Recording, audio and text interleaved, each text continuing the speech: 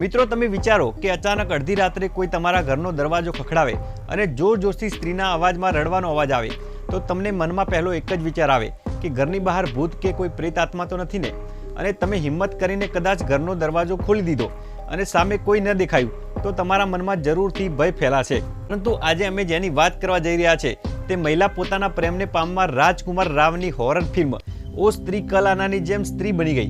મધ્યપ્રદેશના ગ્વાલિયરમાં રહેતી પ્રેમિકાના કારણે અહીંયા રહેતા લોકો પણ આ કહાનીને સાચી માની બેઠા છે। ભૂત અને આત્માથી બચવા અહીં ઘરની બહાર લોકોએ લખી દીધું કે ઓ સ્ત્રી કલાના। આખરે શા કારણે લોકોએ પોતાના ઘરની બહાર આવું લખવાની ફરજ પડી અને આ સ્ત્રી કોણ હતી અને શા માટે મધરાતે લોકોના ઘરના દરવાજા ખખડાવતી હતી? આવો જોઈએ આ ખાસ રિપોર્ટમાં।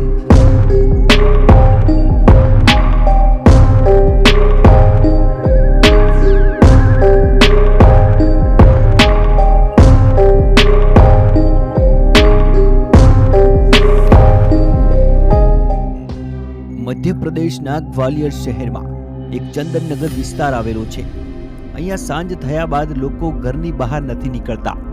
તેનું કારણ છે આત્મા। લોકોને અહીં રાત્રે એક મહિલાનો રડવાનો અવાજ સંભળાય છે। મધરાતે કોઈ ઘરનો દરવાજો ખખડાવે છે, કોઈના ઘરના દરવાજાનો ડોરબેલ વગાડવામાં આવે છે અને પૂછવામાં આવતા કોઈ જ જવાબ મળતો નથી। અહીંયા રહેતા લોકોને વિશ્વાસ થઈ ગયો હતો કે તેઓના વિસ્તારમાં એક આત્મા ફરી રહી છે। કેટલાક લોકોનું તો એવું પણ કહેવું છે કે સફેદ કપડામાં અથવા તો લાલ કપડામાં રોજ રાત્રે એક મહિલા ફરી રહી છે। આ મહિલા લોકોને બૂમ પાડીને લોકોને ઘરની બહાર બોલાવે છે, જેના કારણે આ વિસ્તારના લોકોએ રાત્રે ઘરની બહાર નીકળવાનું પણ બંધ કરી દીધું હતું।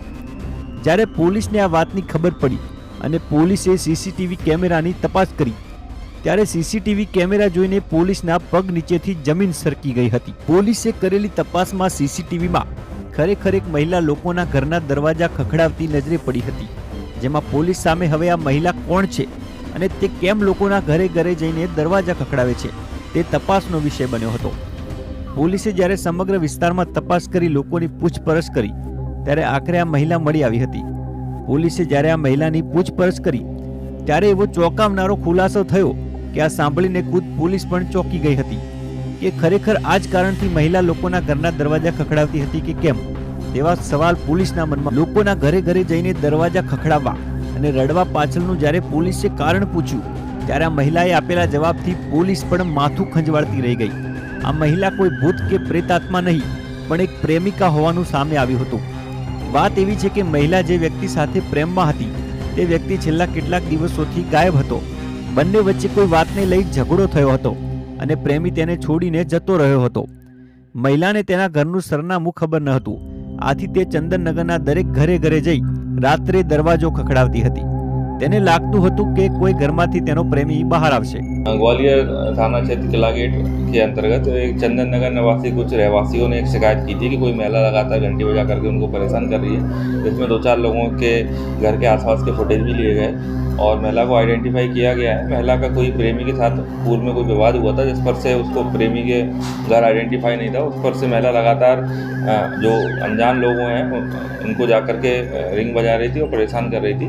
उक्त महिला को भी पुलिस ने सर्च कर लिया है और उसके भी कथन लिए गए हैं और रहवासियों के भी स्टेटमेंट लिए गए हैं और अभी इसमें कोई ऐसी वैधानिक शिकायत उनके द्वारा नहीं की जा रही है। जो भी अगर की जाती है तो कुछ कार्रवाई जो भी बनती है वैधानिक वो की गई।